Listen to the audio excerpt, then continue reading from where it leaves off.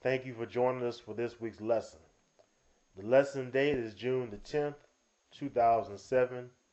The international subject, Recommitted to God's Ways.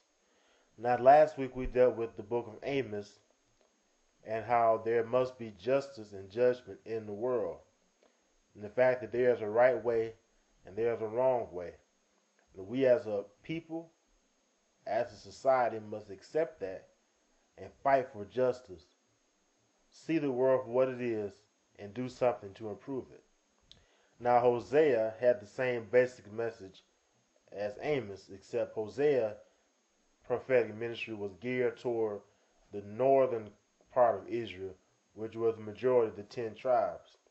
Hosea's prophetic ministry began as Amos' prophetic ministry was coming to a close. And Hosea's message was recommit yourself to God's ways, which is where we get our title from today. Now, the reason the people did not accept Hosea is because there was a lot of material prosperity. Again, there are similarities between Hosea and Amos. The people were prospering, or at least the elite were prospering, gold and silver and land. So they felt like, we have a lot of stuff, so then what are you talking about, Hosea? God is blessing us. But that is a messed up, erroneous philosophy. We find this philosophy in the book of Job. Job 1:1 says he was perfect and upright, and one that feared God and eschewed evil. Job was a righteous man, yet he went through many trials and tribulations. And Job's so-called friends, when they came to see about him, they ended up condemning him one after the other in cycles, because they felt like if he was going through these trials, then he must have done something wrong. But the truth of Job is, Job did nothing wrong. He did nothing to deserve what happened to him. Yet God blessed him and he ended up getting double what he lost. But the point is, a lot of us think that if I have a lot of stuff, then God must love me. I must be doing right. Not necessarily so. An evil person could be rich. That doesn't make it right. A good person might be poor. That doesn't mean they're not blessed. Now, I'm not saying to be good equals poor. I'm not telling you that. Righteous people can be rich. I'm not telling you that. I'm saying there's nothing wrong with that. What I'm saying is don't tie up stuff with being blessed. Because if you do, then the evil spirit can attack you in that area. All right?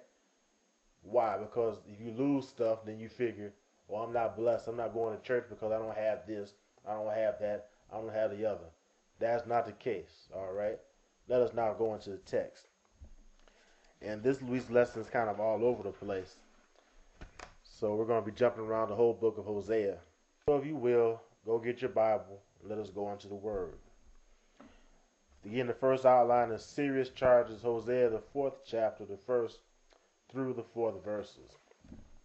And verse 1 says, Hear the word of the Lord, ye children of Israel. For the Lord hath a controversy with the inhabitants of the land, because there is no truth, nor mercy, nor knowledge of God in the land.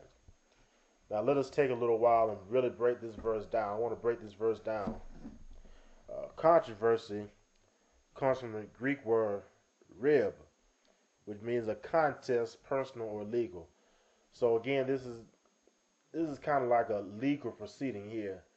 So God is speaking through Hosea in a legal way. All right. This is the charge God has, why it says serious charges. This is a legal term where it says the Lord hath a controversy. He's setting up a legal charge. And what is he charging them with? He says, you have no truth. You have no truth, nor mercy, nor knowledge of God. And what is truth?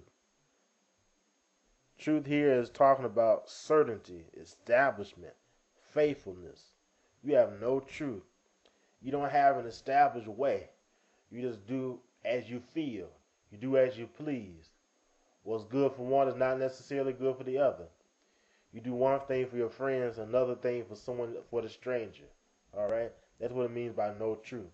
There is no established right or wrong. You just do whatever you feel like doing, when you feel like doing it, how you feel like doing it. All right. Mercy. Here is from the Greek word chesed, and it means kindness, favor, a good deed. You have no kindness. You don't do anything to help anybody else. You don't do anything to show kindness. And kindness means doing something for someone, even one who you do not like, even one who you don't know. There's no mercy. And nor knowledge. What does it say? Knowledge of God. Now, what is this talking about? Now, Hosea is not saying that they don't know that God exists. He's not saying that some of them, a lot of them, don't believe that there is indeed a God. They believe there is a God. But he's saying there's no recognition, which is where the word comes from, the Greek word yada, which means to know or to recognize. They may know there's a God or know there's a religion they should be following, but they don't recognize it in their hearts. They're not living by it, as we talked about in last week's lesson. There's a difference between knowing it and living it. Verse 2. By swearing and lying and killing and stealing and committing adultery, they break out, and blood toucheth blood.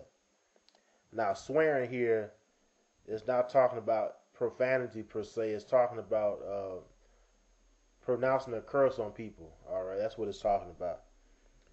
So in the first verse, we dealt with the absence of goodness, things that they're just not doing. And then here we're talking about the presence of evil in verse 2, the evil that they are actually committing. Swearing, lying, killing, stealing. All these things we find today. All these things are going on, even by the elite. Now, the billionaire may not going to go to jail for murder necessarily, all right?